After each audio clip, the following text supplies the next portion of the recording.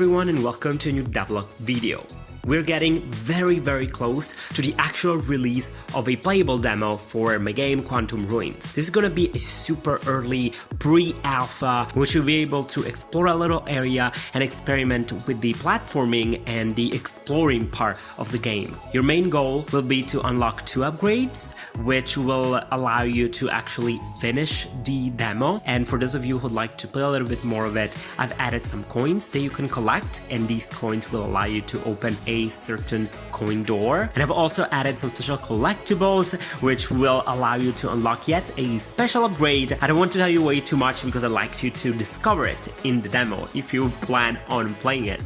Right now, as we're talking, there's actually a demo which is playable up on itch.io, but I've kept it on private because this week I'm still going to change some stuff before the actual release. I have, however, shared my pre-alpha playable demo on my Discord server for those of you who wanted to play, and I really have to thank Yannick and NHEV or Nivi or Neve or I don't know how to spell your name, because you guys played it before anyone else, and that allowed me to get a bunch of feedback and identify a bunch of bugs for the actual release. That's also a very good reason why you should join the Discord server, because we have a lot of fun and you can get all of the updates on the game and you can actually play it before anyone else. So let's get to what I've added to the game. The very first thing, trees, because we love trees. Trees are awesome. They make your area look more natural,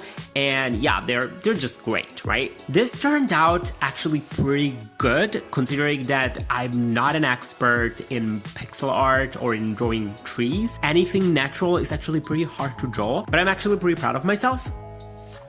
In terms of the coding, I have rewritten the camera, which was the biggest complaint. You guys told me in the comments over and over that I had to adjust the camera, so I did. Now it's way better, it's always following the character, and I've also added a very cool feature. Right now, if you're in idle, you can press up or down to slightly move the camera upwards or downwards. This feature is going to allow you to better observe the area. It's going to be very useful to locate some switches and some coins that you may miss. So when you play the demo, remember that you can look up and down, and this is going to be very helpful. I've also finally changed the graphics for the doors. Doors didn't look like doors, and they actually look like columns that you can pass through. So I've changed the graphics completely. Now they look like gratings, I guess that's how you say. Now they're visually more understandable as something that is blocking your way, and you need to find a switch for it. Talking about switches, I finally added a colored contour on the switch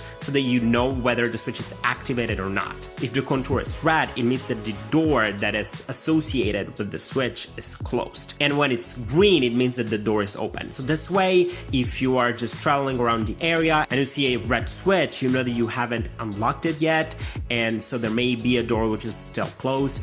This was a big complaint as well. You guys told me that I had to make it clear whether a player had turned the switch on or not, and hopefully this way it'll be easier for you guys to understand what you actually did.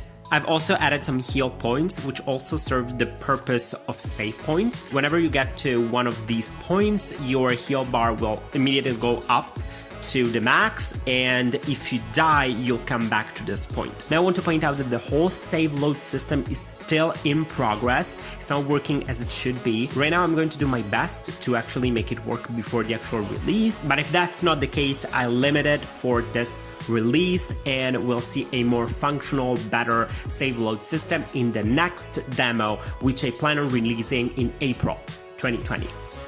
The idea here is to challenge myself to release this demo before the end of the year, and then every 4 months release a new demo with new goals. This way I can push myself towards a release date, I can get a lot of feedback on the demo, I can fix the bugs, and then improve upon the demo that I already have and add more stuff for the next demo. And hopefully this way we'll end up with something that actually looks like a game. Besides that, I just wanted to let you guys know that I've been working working very hard before going to work in the morning and at night and during weekends just to make this work.